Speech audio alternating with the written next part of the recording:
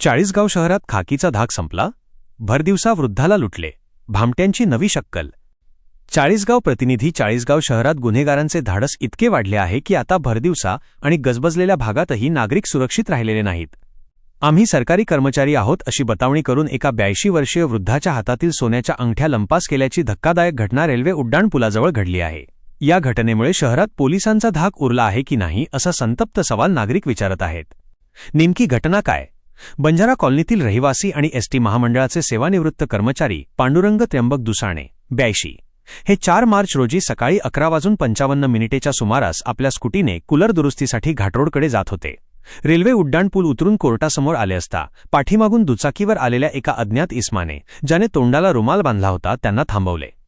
भामट्यांची ती बतावणी. त्या भामट्याने, आम्ही सरकारी नोकरीला आहोत, शहरात लुटमार सुरू आहे, तुम्ही एवढे सोने घालून कुठे फिरताय, अशी बतावणी करून दुसाणे यांचा विश्वास संपादन केला. सुरक्षिततेचे कारण सांगून त्याने वृद्धाच्या हातातील 14,000 रुपये किमतीच्या 2 सोन्याच्या अंगठ्या काढून घेतल्या. त्या अंगठ्या एका रुमालात गुंडाळल्याचे नाटक करून तो रुमाल दुसाणे यांच्या हातात दिला आणि तो आपल्या साथीदारासह दुचाकीवरून पसार झाला. हातच लाखीने फसवणूक. काही वेळाने दुसाणे यांनी रुमाल उघडून पाहिला असता त्यात अंगठ्या नव्हत्या. आपली फसवणूक झाल्याचे लक्षात येताच त्यांनी पोलीस ठाणे गाठले. या प्रकरणी चाळीसगाव शहर पोलीस स्टेशनला अज्ञात 2 भामट्यांच्या विरोधात भारतीय न्यायसंहिता कलम 318(4) व 204 प्रमाणे गुन्हा दाखल करण्यात आला आहे. शहरात चोऱ्यांचे सत्र. नागरिक भयभीत. चाळीसगाव शहरात गेल्या काही दिवसांपासून चोरी आणि फसवणुकीच्या घटनांमध्ये मोठी वाढ झाली आहे.